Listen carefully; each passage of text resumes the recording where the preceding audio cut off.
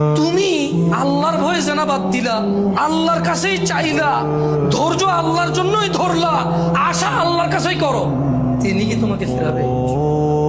তিনি হচ্ছেন উনি যিনি ৯৯ জনকে হত্যা করার পর শুধু উনার কাছে শাস্তির ভয়ে আছে কিনা আমার মুক্তির উপায়, আমার কি ক্ষমা হবে, ক্ষমা কার থেকে?